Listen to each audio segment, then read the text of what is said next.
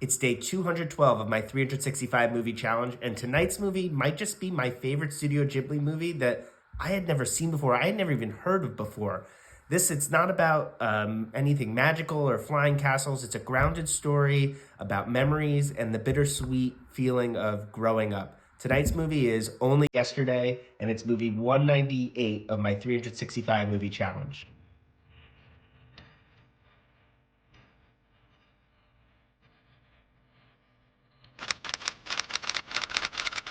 This movie follows Taiko, who's a office worker from Tokyo. She's in like her late 20s, and on her summer vacation, she's going off to the countryside to help pick some sunflowers, or she's gonna go work on a farm for a little bit, escape city life.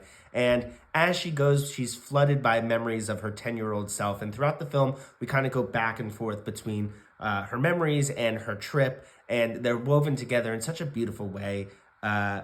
This is directed by Isao Takahata, who's one of the co-founders of Studio Ghibli, and this is just a really gentle, reflective story. This is definitely the most sort of adult-themed Studio Ghibli film I'd ever seen. I think it's so much so that it never really got a true release in the United States on home video because Walt Disney owned the rights to those films, and they thought that it was sort of too adult-themed for them to release.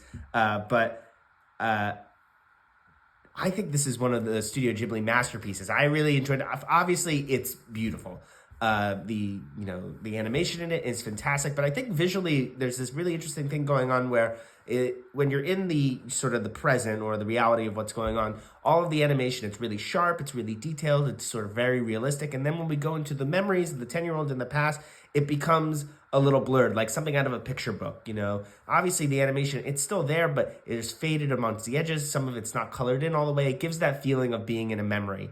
And our character, Taiko, she's sort of grappling with what it means to grow up. And, she's on the precipice of adulthood. She's deciding, whether she's made the right decisions in life and whether her sort of 10-year-old self would be proud of her or whether she's proud of her 10-year-old self. So it's a really moving story and a really quiet story. And by the end, it had me. I really, really enjoyed this film. I had never heard of it before. If you love Studio Ghibli, go definitely check this one out. I highly recommend it. Definitely go check this one out. A great way to end July. So that's movie 198.